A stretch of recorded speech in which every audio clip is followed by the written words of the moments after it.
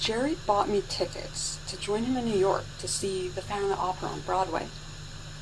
I mean, it's a wonderful gift, but I think it's his opening salvo to take our relationship to the next level.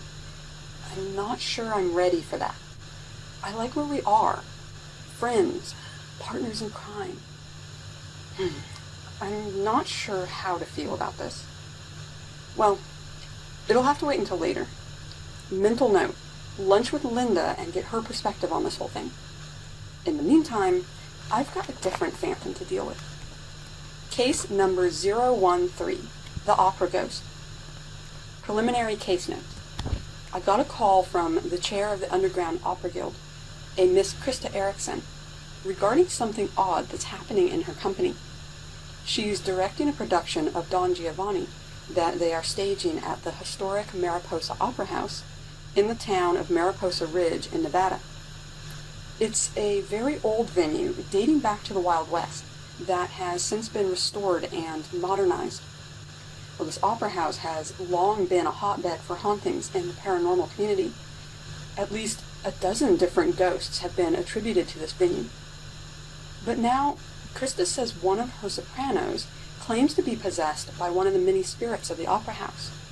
I told Krista I'm not cleared for exorcisms, but she told me she doesn't think the possession is genuine. She thinks something darker is at work here. Well, I don't often get cases where people willingly claim to be possessed, so it'll be an interesting experience.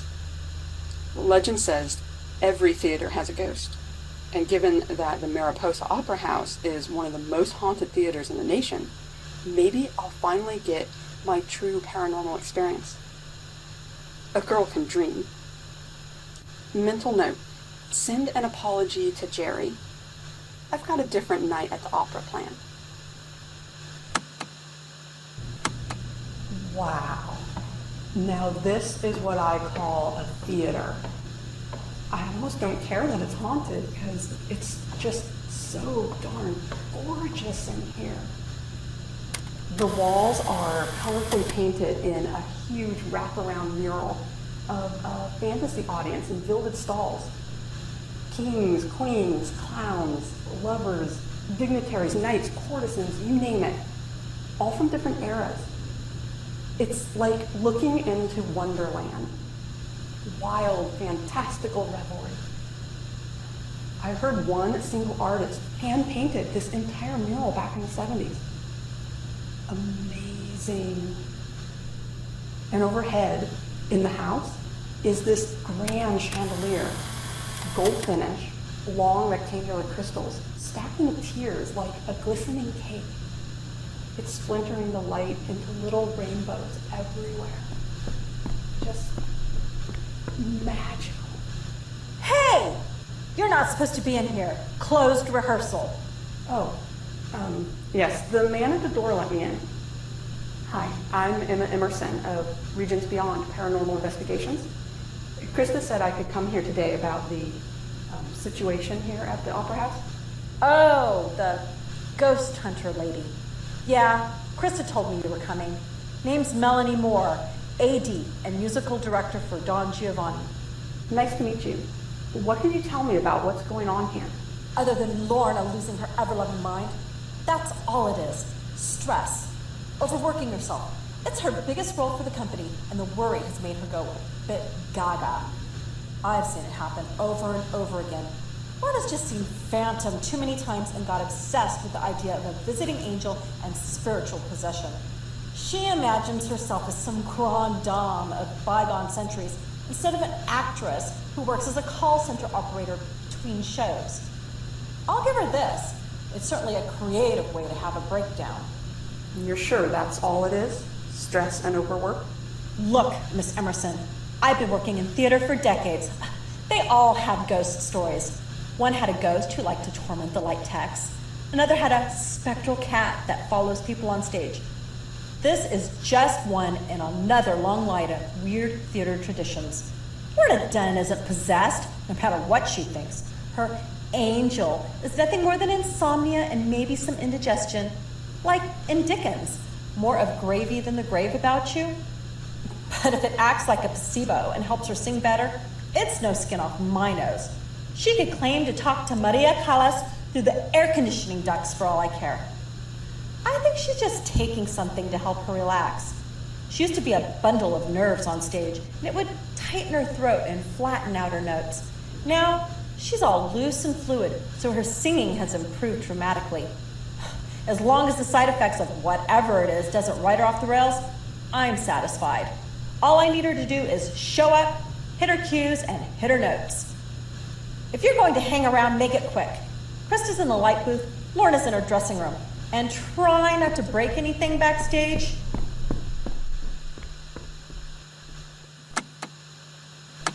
Interview with... Wow. This is higher up than I thought. Never mind. Interview with Krista Erickson, director of the show and chair of the Underground Opera Guild. So,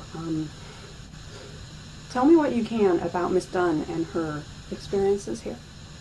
Are you okay? You seem kind of pale. Are you afraid of heights?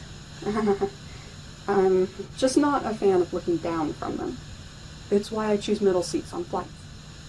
I'll be fine as long as I don't look down.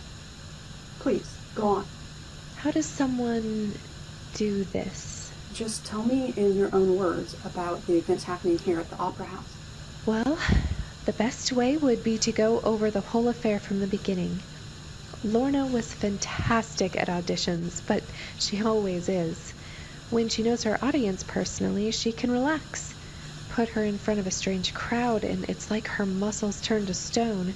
Her throat gets so tight she can't even squeeze the notes out. I've been working with her to help her relax. The board thinks I'm nuts for casting her in a major role. Oh, maybe I am nuts.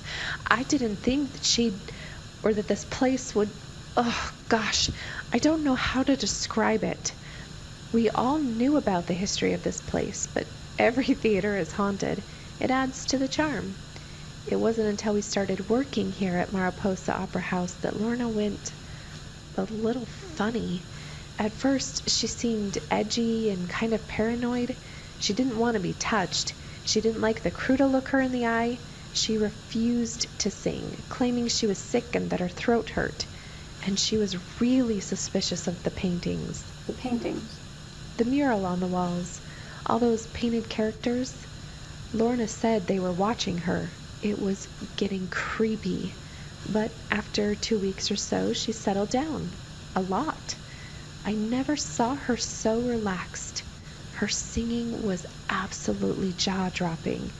It was like she finally let go of everything and just set her talent free.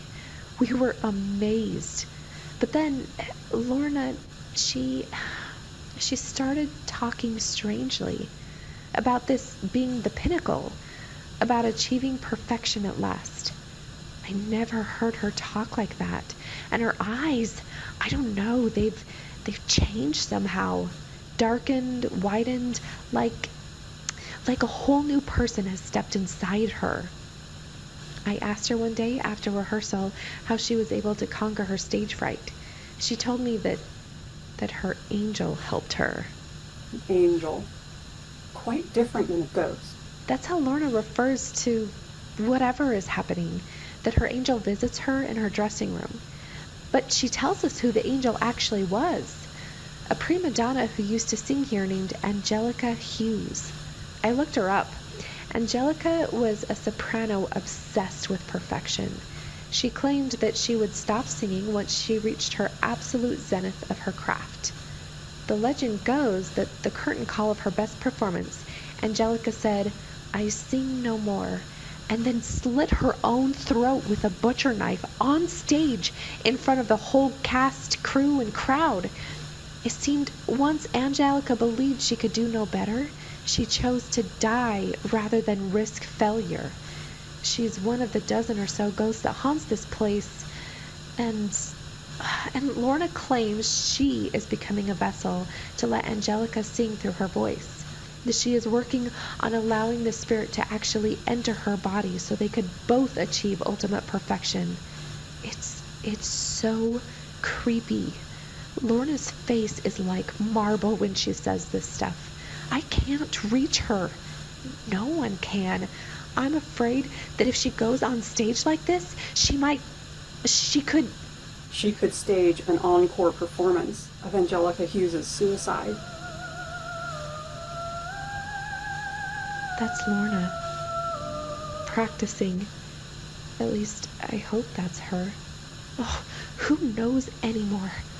I'm running out of time and running out of options. Maybe you can reach her where I can't. Interview with Lorna Dunn of the Underground Opera Guild.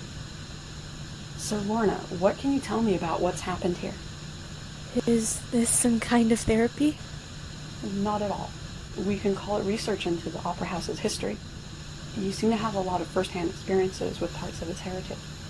It's not every day I get to talk about this. Most of them can't be bothered. Like Melanie and Krista. Spiteful shrews, don't you think?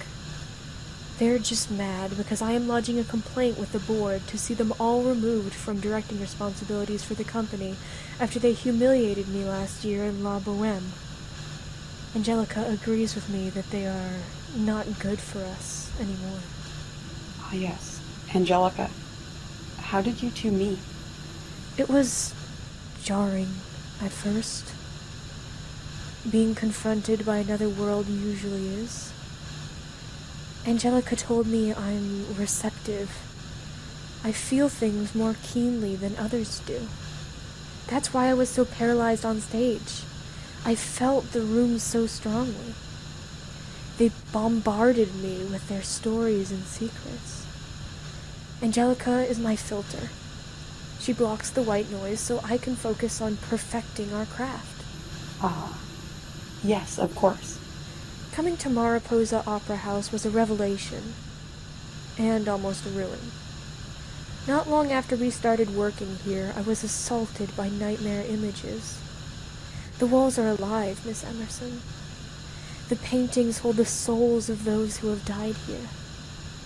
I have been here at night after rehearsal has ended. I have seen their painted faces melt and mutate, their eyes watching me. I would slip in and out of this world. It was horrible at first, but Angelica helped me through it. She came to me one night, white and shimmering, her voice like an angel's, pure light. I was terrified. I couldn't even swallow or breathe. She told me not to fear her. She led me on stage, and I watched those painted faces melt and change again. The figures were moving through the stalls, trapped in the walls, but able to visit one another.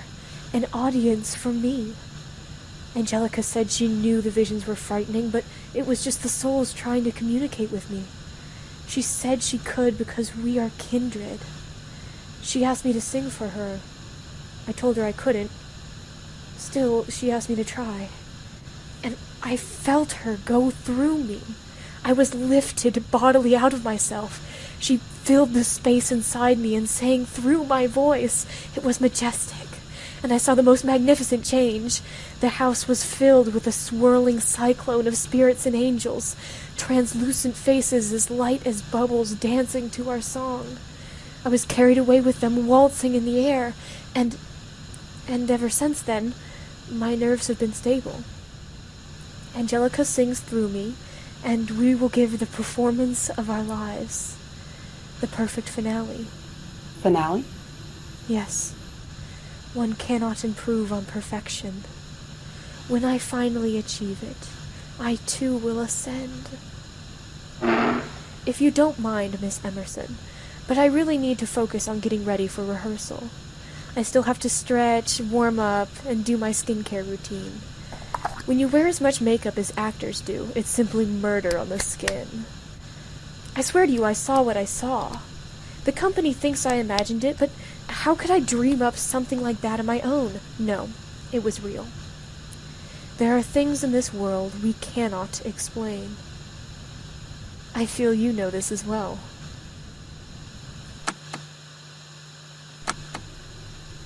Wow.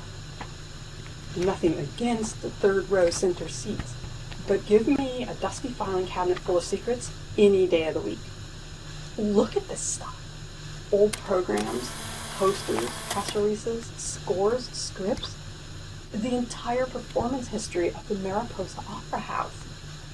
I could live in here for hours. It's certainly a change from the atmosphere, I guess you'd call it, in Lorna's dressing room.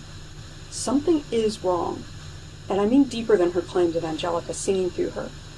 I saw it in her eyes. Angelica Hughes was a real person, though, and a real suicide, sadly. Found her name in a bunch of opera stuff, along with an article about the unfortunate curtain call. Funnily enough, her last role was as Zerlina in Don Giovanni. Coincidence or design? The Underground Opera Guild has performed at Mariposa Opera House dozens of times. Benefits, concerts, full productions. The Underground Opera Concert Series, to benefit the Jean K. Gifford Music Scholarship, directed by Melanie Moore. It looks like they raised over $50,000. Very nice. The Magic Flute, presented by the Underground Opera Guild, directed by Krista Erickson. Proceeds to save the Ridgeview College Drama Department. Oh yeah, I think I saw that in the newspaper in here. Terrible, they still decided to cut the program completely. Bohemian Life, a selection of opera, directed by Krista Erickson, to raise money for Amanda Wallace's medical expenses. There was a press release here about that. Wallace was a member of the company. She swerved to avoid hitting a jaywalker who stepped out in front of her, crashed into a tree, and was left paralyzed. Yikes. Poor girl. Oh, now, this is a find.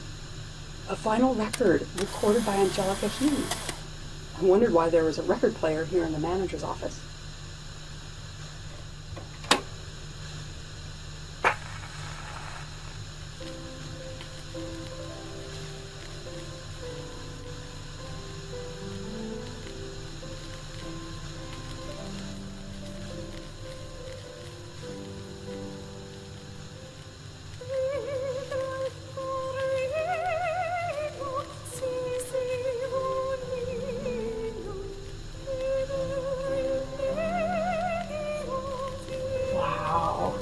Just amazing.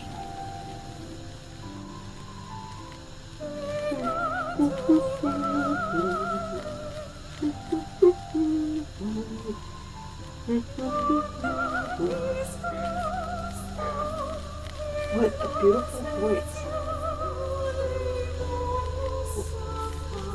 Let's see here.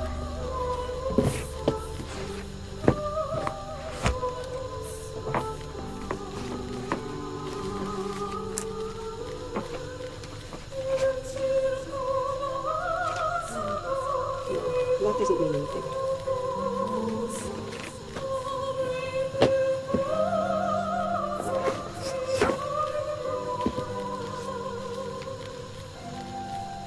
No.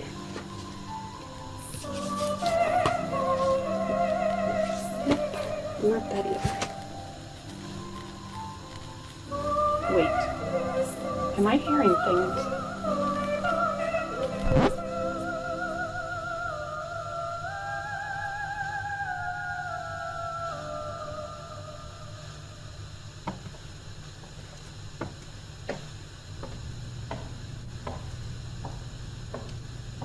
Oh, I guess rehearsal's done. And no one is in the house. Why is it so dark? But I swore I heard... Come on, Emma. Be rational. What on earth? Hello? Is anyone still here?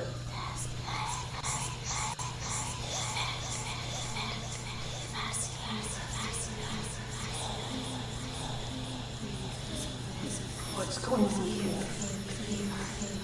It sounds like the paintings are talking. They're talking to me. No, stop it. That's crazy talk. It's just... Miss Emerson? I didn't know you were still here. Come on, we're locking up for the night. Right, I'm coming. What just happened?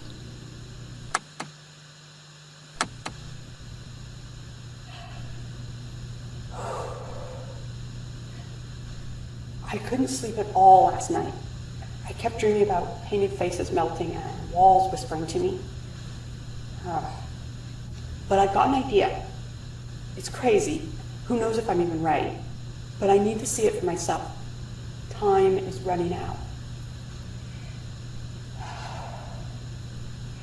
I'm at the Opera House, and I asked one of the lighting techs to get me a ladder that will reach the chandelier in the house. I am not looking forward to this, but I need to see things with my own eyes. Tape recorder on my hip, recording all the time. Here goes nothing. This is a lot higher than I thought. Oh dear. No. No, no, no. Don't look down. Don't look down. Eyes on the chandelier. Please don't let it fall on my head. Focus on the evidence. Someone's life is in danger. Well, what do we have here? Fascinating. There seems to be two little flashlights, I guess you'd call them, aimed at, well, would you look at that? A mirror ball, like in a disco. I wonder.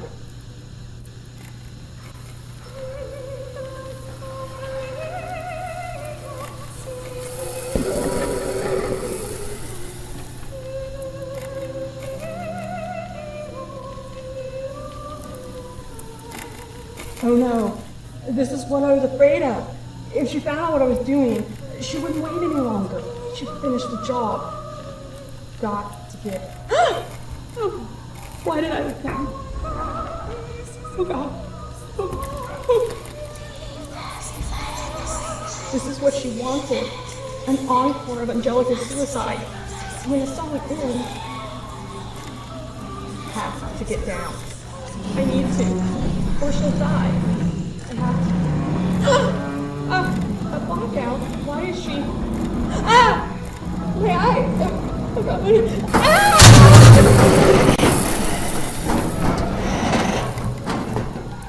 Someone! Anyone! Help! Please help! I slipped on the ladder. I don't think I can hold on much longer. Help!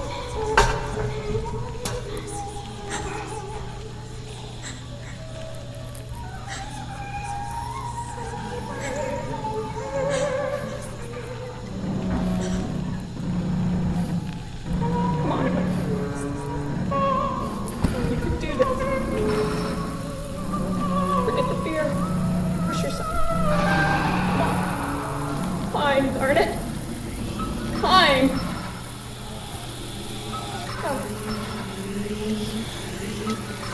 Don't get down. Don't think.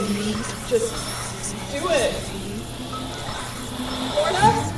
Don't do anything, Lorna. I'm coming. Stay there.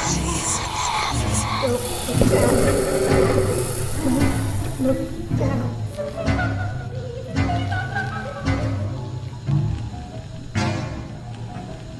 Oh, Lord, holy crap. Oh, thank you. The song, it's almost... Lorna! Don't do anything! She's on stage, in the spotlight. Oh God, she's holding a butcher's knife. She's just swaying there, mouthing the words. She must think she's singing, that Angelica... Lorna! It's okay! This isn't real! This is it. Our greatest achievement. It's going to be okay. Just hand me the knife. Don't touch me. This isn't your moment, it's mine. I'm meant to ascend. Angelica says it's my time to go. It's not real. It's not your time. Don't do this.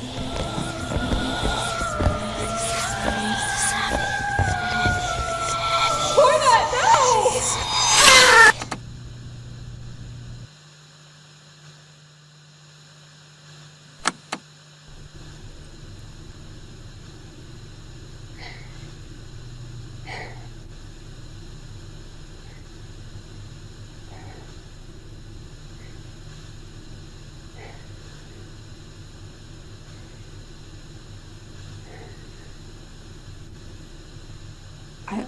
almost decided not to close these case notes.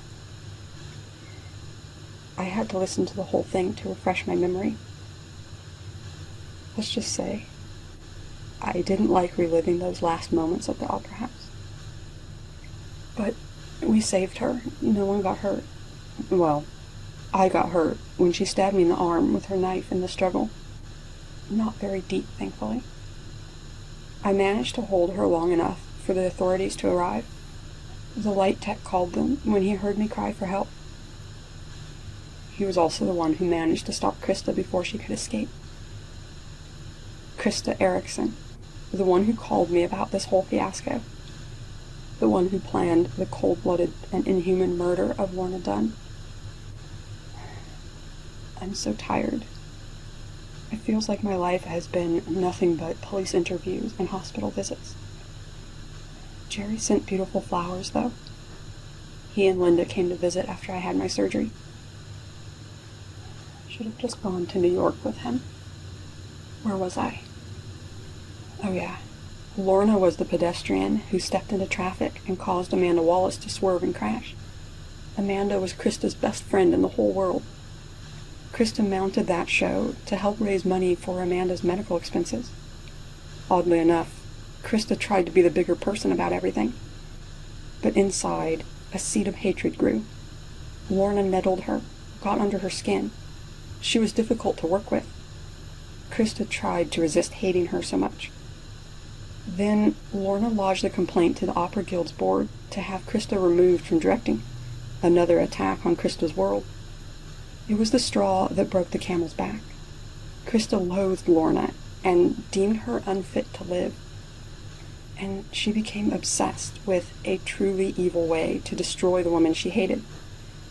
Krista planned to destroy Lorna's sanity and have the girl kill herself. Gosh, I don't know if I've ever heard of something so heartless before now. Krista Erickson staged a command theatrical performance, all for Lorna's detriment. To get away with it, Krista wanted people to believe that Lorna had gone mad and never suspect that she was being specifically targeted. Lorna's skincare routine gave me the clue I needed. Face cream. That's where Krista put the drugs to influence Lorna and make her delirious and suggestible. Melanie Moore suspected Lorna was on something. Turns out, Krista mixed a variant of traditional witches' flying ointment.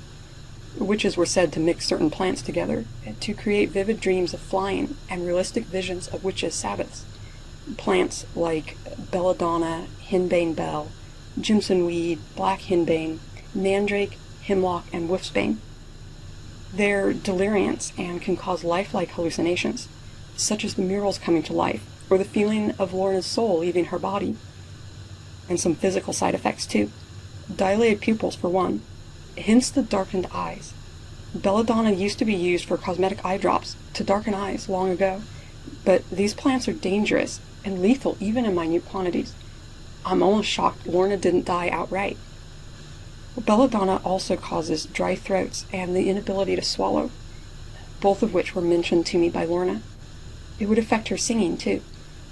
No wonder she refused to sing during rehearsals, and that's why her voice was so hoarse in our final confrontation. Well, Krista would then show up as Angelica. Lorna would be in a delirious stupor. Krista brought Lorna on stage, fed her all those crazy theories, and then launched into her big special effects. Well, the Cyclone of the Spirits? It was that setup in the chandelier. Those small lights would project a picture of a face onto the surface of the mirror ball. When the ball spun, thousands of reflected ghost faces would spin around the room. These faces would be further refracted by the crystals in the chandelier, making them stranger and more transparent. An interesting twist on a Pepper's ghost effect, almost. In her hallucinations, Lorna saw them as spirits swirling around. And Angelica's ghostly singing and the whispers of the walls, simple recordings played through the sound system.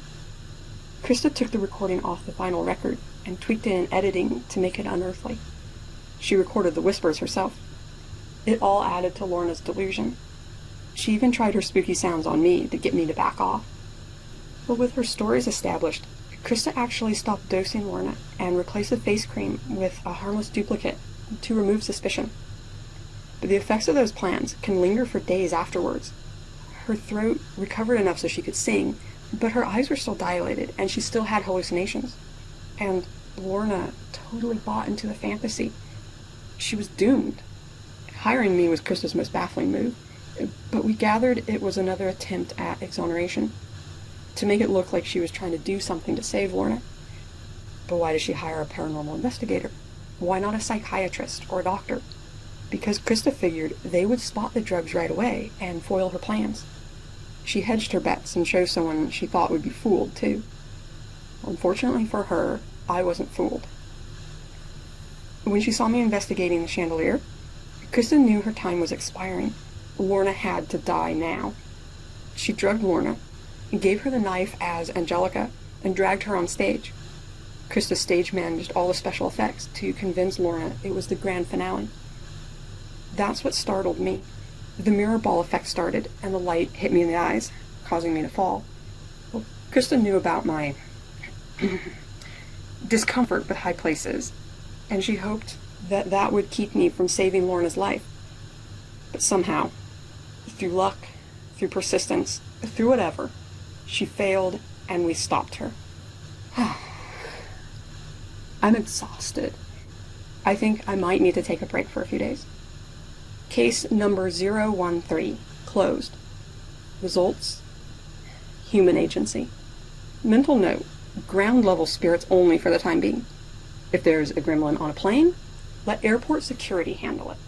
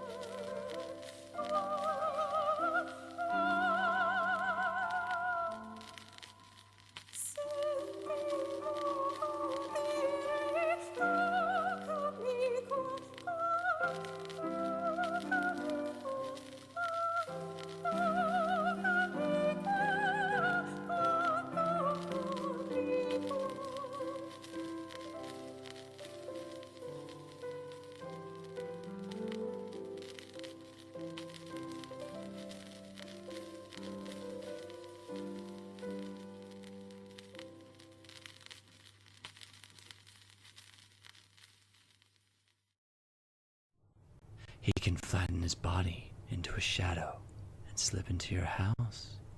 No problem. Nothing can keep him out. Some people catch him standing as a shadow at the end of their bed. Eyes like glass, big, dark, empty windows. But when they turn on the lights, he vanishes. Light chases him out. But if you don't catch him...